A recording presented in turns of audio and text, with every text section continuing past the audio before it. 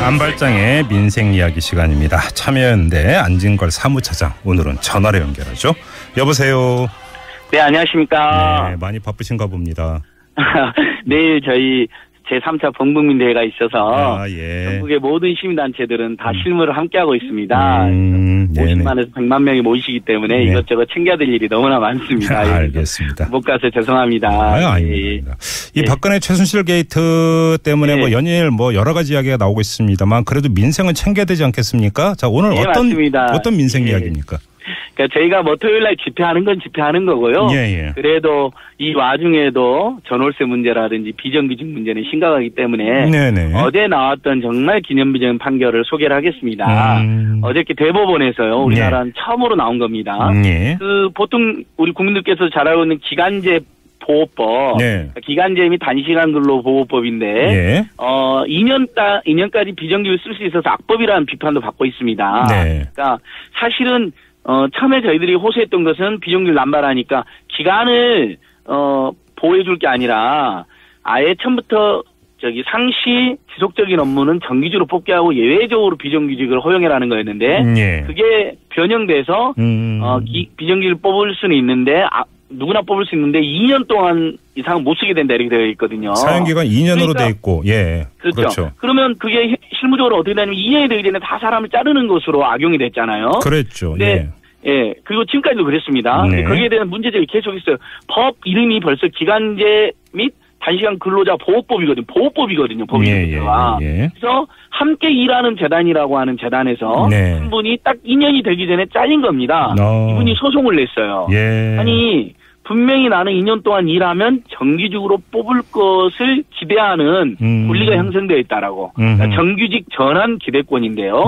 이 법이 보호법이기 때문에 2년이 지나면 무조건 자르는 법으로 해석돼서는 안 된다. 이렇게 과감하게 문제제기를 했고 실제로 대법원에서 이번에요. 무조건 2년이 지나면 그때까지 잘했으면 무조건 정규직 되는 건 아니지만 물론 저희는 그렇게 됐으면 좋겠는데요. 2년 동안 잘했다는 것은 검증이 됐다는 거잖아요. 일종의. 그래서 가급적 원칙적으로 정규직 돼야 된다고 생각하지만 거기까지는 아니다 하더라도 특별한 하자가 없으면 정규직으로 전환하는 기대권이 인정이 된다. 그렇다면 부당한 특별한 하자가 없는데 2년이 됐다니만 자르면 부당해고에 해당한다. 그래서 이분은 다시 복직시켜라라는 기념비적인 판결이 처음으로 나왔습니다. 그러니까 좀 정리를 하면 2년가 다 됐는데 특별한 사유가 있으면 모르겠으나 그게 아니면 정기적으로 전환시켜줘야 되는 것 아니냐. 뭐 큰 틀은 이런 것 아니겠습니까? 맞습니다. 그러니까 특별한 사유라면 예를 들면 이분이 2년 동안 했는데 너무 누가 보기에도 사회상규에 어긋날 정도로 뭐 게을렀다든지 사실 그 정도였으면 그 진직에 계약 해지를 당했겠지만 2년 동안 가지도 않았겠죠. 그렇죠. 그러니까요. 그리고 또는 뭐 너무 지각을 일삼는다든지 뭐 이런 거 있을 수 있잖아요. 아니면 본인이 원한다든지 뭐 이런 여러 가지 이유가 아니면 절대 못 자른다는 겁니다. 함부로 못 자른다는 판결이 나왔기 때문에 굉장히 기념비적인 판결인 것이죠. 그럼 앞으로 이제 기간제 노동자들은 성실하게 2년 동안 일하면 내가 정규직으로 그리고 또 실제로 많은 기간제 계약제 노동자 일하다 보면 사용자들이 어떻게 말을 하냐면요. 열심히만 하면 우리가 계속 뽑을 거야. 함께 일할 수 있을 거야. 이런 이야기 하잖아요. 실제로 현장에서 보면요.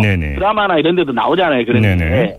그러니까 바로 그렇게 말했다는 것 자체가 정규직을 전환할 기대감을 고치시켰다. 그러니까 이 법의 취지라든지 실제로 사용자들이 그렇게 말하는 거라든지 그리고 성실하게 열심히 일했다면 정규직으로 전환됐을 기대할 권리가 생겼다. 정규직으로 무조건 전환하는 건 아니지만 이걸 인정해서 특별한 하자가 없는데도 잘랐으니까 부당해고다. 보통 정규직들만 이제 부당해고를 다투잖아요. 그렇죠. 비정규직 노동자도 그걸 다툴 수 있다고 이번에 인정한 겁니다.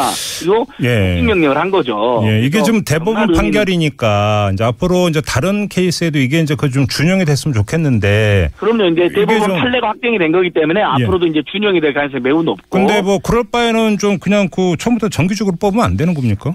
그러니까 저희는 다시 한번 이야기 드리지만 우리 청취자들께서도 아마 많은 분들이 공감해 주실 거예요. 저희가 아예 비정규직을 없애라고 하는 게 아니라 예를 들면 한 6개월짜리 업무 있잖아요. 그런 거는 당연히 단기직을 뽑아야 되고 그다음에 본인이 비정규직을 소원해하는 초고액 임금의 프리랜서들이 있어요. 네. 한 3개월 정도 납품을 해준다든지, 한 1년 작품을 써준다든지, 이런 거라든지. 아니면 아주 특수 자격증이어서 한 3개월이나 6개월만 일하고 나머지는 좀 쉬어도 되는 분들도 있어요. 돈 많이 벌어서. 네. 그러니까 이렇게 본인이 원하거나 아니면 업무의 성격이 3개월짜리, 6개월짜리거나 아니면 한시적으로 생긴 프로젝트이거나 이런 경우는 그걸 계속 정기적으로 하면 사용자의 부담이 되죠. 네. 그런 경우는 예외적으로 인정을 해주되 상시 지속 업무, 뻔히 예를 들면 우리가 어떤 경비 선생님이 필요하다. 그 회사에서 경비 상시적으로 필요한 거잖아요, 사실은. 네. 근데 꼭 그분들이 1년 만에 자르고 2년 만에 잘랐잖아요, 그동안은. 상시 지속 업무인 경우는 원칙적으로 정지로 뽑고 비정규 못 뽑게 해라. 그러게요. 이게 이제 되들 호소고. 근데 법이 지금 국회에 많이 제출되어 있는데 이번 대법원 판결도 나왔기 때문에 그런 법에 탄력도 붙을 것 같습니다. 근데 이제 호소하고 현실은 따로 가니까 지금 오히려 60대 이상의 비정규직 증가율이 높다면서요. 예, 맞습니다. 지금 우리나라 이제 비정규직 노동자들이 이제 50%를 넘네 만회하고 노동계에서는 50%가 넘는 거로, 네. 그다음에 정부에서도 40에서 50%는 되는 거로 나오고 있거든요.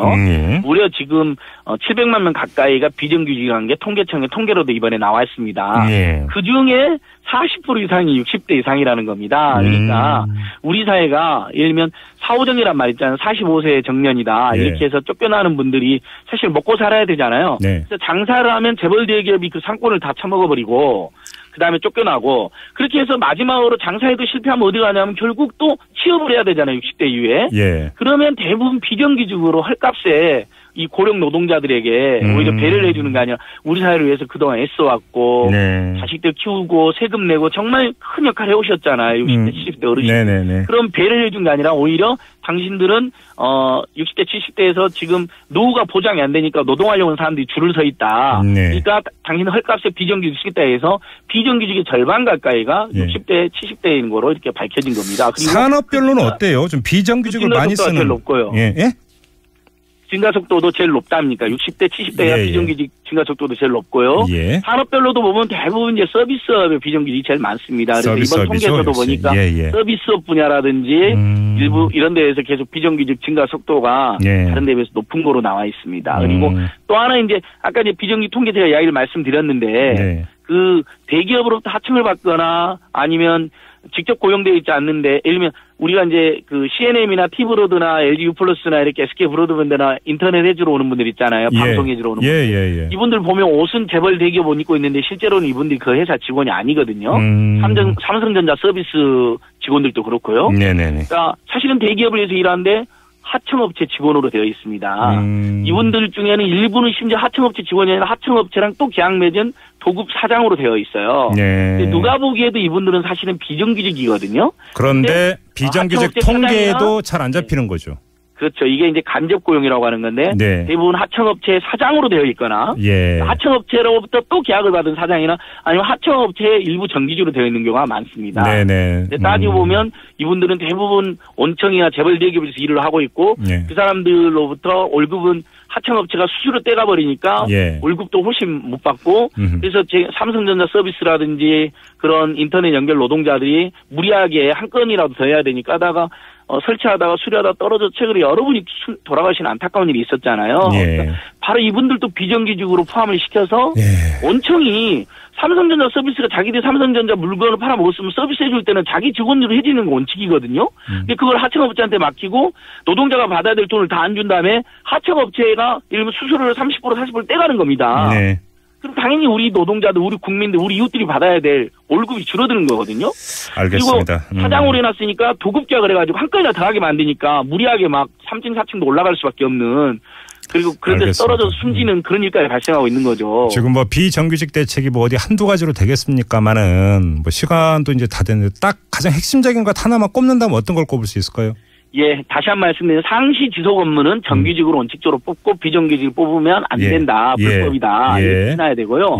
그다음에 아니면 유럽처럼 비정규직이라는 것은 고용이 불안하잖아요. 대신 그 기간 동안 월급을 더 주면 됩니다. 그러면 노동자들이 선택을 할 수 있잖아요. 사용자도 선택을 할 수 있어요. 사용자도 고용 안정해주고 월급을 좀 덜 주거나 아니면 당신을 고용을 좀 짧게 할 테니까 대신 우리가 급여는 더 주겠다. 이러면 사실 균형이 잡히는 거거든요. 두 번째, 지금 많은 재벌들이 원래 자기들 정규직 직원들이었음에도 불구하고 그것을 뭐 아웃소싱이란 미명하에 하청이란 미명하에 아까처럼 돌려가지고 비정규직이나 간접고용 상태에서 산업재해가 나도 책임도 안 지는 그런 구조로 되어 있거든요. 장시간 노동에. 알겠습니다. 그래서 재벌 대기업부터 자기들을 위해서 일하는 노동자는 다 직접적으로 고용하는 원칙 만들어야 된다. 이 두 가지가 가장 중요한 문제라고 생각합니다. 알겠습니다. 자, 안발장의 민생 이야기 오늘은 비정규직 문제를 다시 한번 정리를 해봤습니다. 자, 말씀 잘 들었어요. 고맙습니다. 예, 고맙습니다. 네, 지금까지 참여연대의 안진걸 사무처장과 함께했고요.